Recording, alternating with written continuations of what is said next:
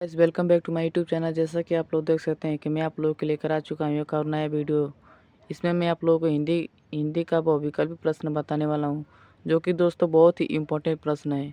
इस वीडियो को देखने के बाद आप लोग को कोई आगे वीडियो देखने की ज़रूरत नहीं पड़ेगा। तो चलिए पहला प्रश्न हम लोग जल्दी देखते हैं बिना समय कोई व्यर्थ किए हुए। देखिए पहला प्रश्न दोस्तों, पहला प्रश्न में लिखा है कि सेवा सदन उपन्यास के लेखक हैं। सेवा सदन उपन्यास के दोस्तों लेखक हैं प्रेमचंद। इसका आंसर ए वाला होगा। A is the correct answer. चलिए दूसरा प्रश्न की तरफ चलते हैं हम लोग। बहुत ही इंपॉर्टेंट प्रश्न लाया हूँ दोस्तों आप लोगों के लिए। आप लोग वीडियो को आप लोग पूरा देखें और आप लोग वीडियो को शेयर भी ज़्यादा करें। ये देखिए, दुलाई वाली कहानी के रचयिता हैं। इस कहानी के रचयिता हैं दोस्तों बंग महिला। बंग महिला दोस्तों एक महिला का नाम है, तो इसका आंसर सी होगा। अब ये देखिए तीसरा प्रश्न, आलोचकों ने गद्य की कसौटी कहा है, तो दोस्तों निबंध को कहा है। इसका आंसर भी होगा, निबंध को कहा है। अब ये देखिए, स्मृति की रेखाचित्र की रचनाकार कौन है। इसके रचनाकार दोस्तों महादेवी वर्मा हैं। महादेवी वर्मा दोस्तों इनकी रचनाकार हैं, तो इसका आंसर डी होगा। अब ये देखिए, हिंदी गद्य साहित्य में शुक्ल युग की समय सीमा मानी जाती है। शुक्ल युग की समय सीमा दोस्तों आप लोग को पता ही होगा, सन 1918 से सन 1938 तक इसका समय सीमा है। अब ये देखिए छठवां प्रश्न। छठवां प्रश्न दोस्तों लिखा है शिवराज भूषण के रचनाकार हैं। शिवराज भूषण के दोस्तों रचनाकार हैं भूषण जी। इसका आंसर ए होगा। A is the correct answer. अब ये देखिए सातवां प्रश्न। सातवां प्रश्न में दोस्तों लिखा है कि भारतेंदु युग के प्रवर्तक माने जाते हैं। भारतेंदु युग के प्रवर्तक दोस्तों माने जाते हैं भारतेंदु हरिश्चंद्र। तो इसका आंसर होगा सी वाला। सी इज़ द करेक्ट आंसर। चलिए देखते हैं आठवां प्रश्न। दूसरा सप्तक कब पारित हुआ। दूसरा सप्तक, पहला सप्तक, तीसरा सप्तक दोस्तों आप लोग को बहुत ही याद करना पड़ेगा ये तीनों सप्तक, क्योंकि दोस्तों ये इसमें से कोई एक सप्तक जरूर पेपर में पूछता है, इसलिए यह इम्पोर्टेंट प्रश्न है। बहुत ही इम्पोर्टेंट प्रश्न है दोस्तों, आप लोग को इसको ज़रूर से ज़रूर याद करना होगा। ये देखिए, इसका दोस्तों आंसर होगा 1951। 1951 इसका दूसरा सप्तक है। 1951 इसका दोस्तों दूसरा सप्तक माना जाता है, इसलिए इसका आंसर डी होगा। अब ये देखिए नवा प्रश्न। नवा प्रश्न दोस्तों लिखा है कि लोकायतन की रचनाकार हैं। इसके दोस्तों रचनाकार हैं सुमित्रा नंदन पन्त। तो दोस्तों इसका आंसर होगा बी वाला। B is the correct answer. अब ये देखिए 10वां प्रश्न। ये महादेवी वर्मा से पूछा गया है। महादेवी वर्मा की रचना नहीं है दोस्तों, महादेवी वर्मा की रचना नहीं है, पूछा इसमें नहीं है। दोस्तों आप लोग क्वेश्चन को बहुत ध्यान से पढ़िएगा, नहीं तो बहुत ही घुमा के सवाल पूछता है बोर्ड में, इसलिए क्वेश्चन को आप लोग बहुत ध्यान से पढ़िएगा। तो देखिए, ये देखिए, इसका आंसर होगा दोस्तों उर्वशी, क्योंकि दोस्तों ये महादेवी वर्मा का नहीं है रचना, ये दोस्तों सुमित्रा नंदन पन्त की रचना है। तो दोस्तों इसका आंसर होगा ए वाला।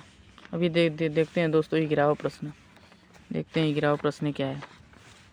बहुत ही इंपॉर्टेंट प्रश्न लाया हूँ दोस्तों आप लोगों के लिए। ये देखिए, निर्वेद किस रस का अस्थायी भाव है। निर्वेद दोस्तों शांत रस का अस्थायी भाव है, तो इसका आंसर होगा शांत। सी वाला, सी इज द करेक्ट आंसर। ये देखिए अब 12वां प्रश्न। रोला छंद के चरण होते हैं।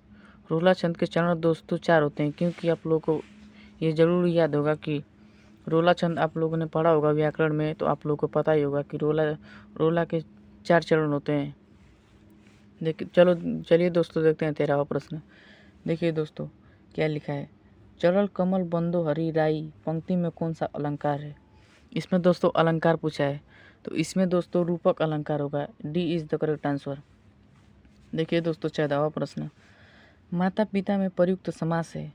माता पिता में दोस्तों समास है द्वंद्व समास, क्योंकि दोस्तों ये वाला चिन्ह जहाँ पे होता है ना, ये वाला चिन्ह, चाहे कोई भी रिलेटेड शब्द आ जाता है, जैसे माता पिता हुआ, पास पास हुआ, दूर दूर हुआ, ऐसे दोस्तों बीच में जो ये आ जाता है ये चिन्ह, इसमें दोस्तों आप लोग इसको ये वाले पहचान को देखकर दोस्तों आप लोग समझ जाइएगा कि इसमें कौन सा समास है, क्योंकि दोस्तों इसमें बस एक ही समास होता है, वो है द्वंद्व समास। तो इसका भी आंसर होगा। अब देखिए दोस्तों 15वां प्रश्न। चंद्रमा का पर्यायवाची है। चंद्रमा का दोस्तों पर्यायवाची आप लोगों को याद करना पड़ेगा राकेश। राकेश इसका पर्यायवाची है। ये तीनों गलत हो जाएगा। ये देखिए 16वां प्रश्न, सहोदर में प्रयुक्त उपसर्ग है। सहोदर में दोस्तों प्रयुक्त उपसर्ग है इसका, जिसको दोस्तों आप लोग अगर इसका देखना चाहेंगे तो इसका ए वाला आंसर सही होगा, स होगा।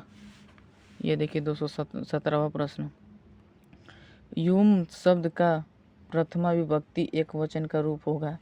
इसका दोस्तों आंसर होगा बी वाला, तत्सम होगा। ये देखिए 18वां प्रश्न, विकारी शब्द कितने प्रकार के होते हैं। विकारी शब्द दोस्तों होते हैं 4 प्रकार के, तो इसका डी आंसर होगा, D is the correct answer. अब देखिए 19वां प्रश्न, कर्मवाच्य में प्रधानता होती है। कर्मवाच्य में दोस्तों प्रधानता होती है, मतलब कर्मवाच्य में प्रधानता क्या होती है, तो कर्मवाच्य में दोस्तों कर्म की ही प्रधानता होगी, तो इसका आंसर सी होगा। अब देखते हैं लास्ट वाला प्रश्न। दोस्तों इस वीडियो को आप लोग पूरा देखिएगा। ये देखिए अब हमारा लास्ट प्रश्न है ये देखिए, शब्दों का सार्थक समूह जब अपनी पूर्णता और व्यवस्थित पदक्रम को प्राप्त करता है तो कहलाता है। दोस्तों आप लोग क्वेश्चन को बहुत ध्यान से पढ़िएगा। इसमें दोस्तों आंसर होगा वाक्य, वाक्य इज द करेक्ट आंसर, तो इसका आंसर ए होगा।